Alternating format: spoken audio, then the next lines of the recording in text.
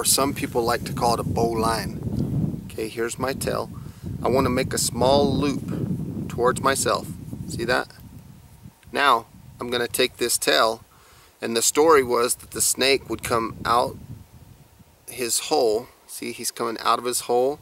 He would come around the tree, which here's the snake going around the tree, and he would go back in his hole.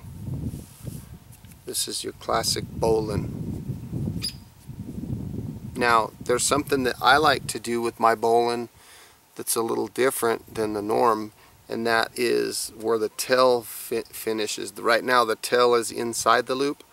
I like doing mine a little different. I like putting my tail outside the loop. So when I come in here, I come around the tree to the outside, and then I go back in the hole. So my tail on my bowline is on the outside. Just like so. That's a good knot.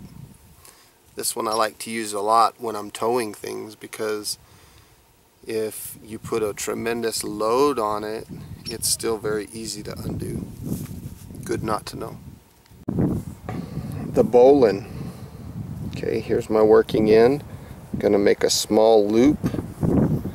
This tail is going to come out the hole, and the way I like to do it is around the tree and back out the hole. Back in the hole, I should say. That's the bowline. Now, the standard way that I see bowlines tied a lot is not the way I do it. They come around and they come in, and I don't care for it this way because the tail ends up inside of the loop. I don't like it that way. So mine's a little different.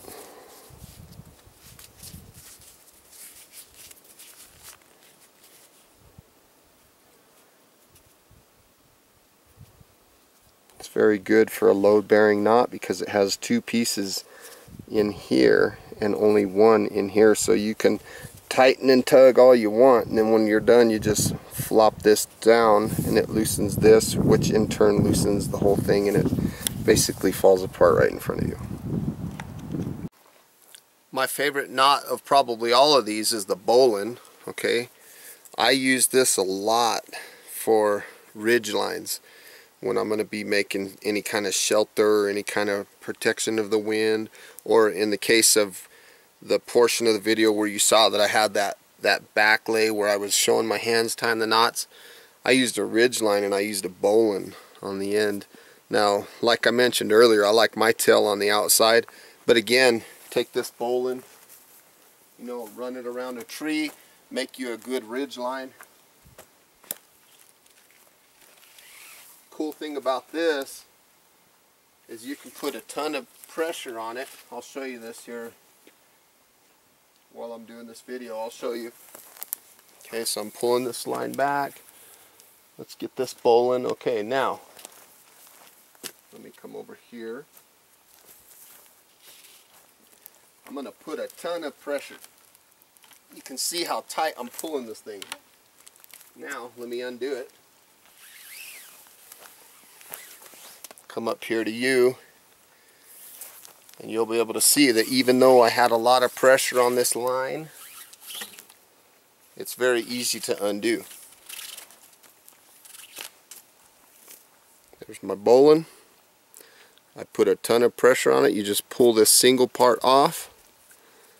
It loosens this. I don't even have any nails, and I'm able to undo it. Just kind of falls apart on you. So that's one of the good things about the bowline.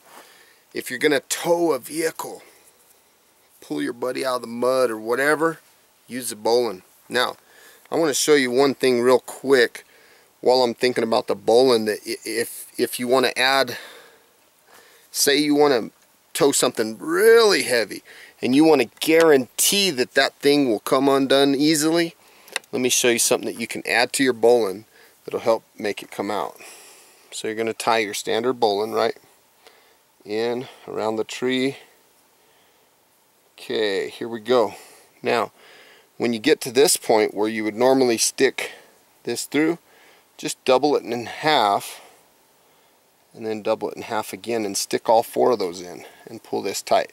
What this will do is this will create 4 levels of thickness right here, and you only have 1 on the back side, so you could put like a ton of force on this, and because there's 4 here and 1 here, it'll always stay loose. So that's a little trick that you can use for your bowline. Another thing you can use that for is you can pull these tails and it'll kind of be like a slip knot, if you will, and it'll undo the bowline for you. So think about that. It's a good knot. Don't forget that one.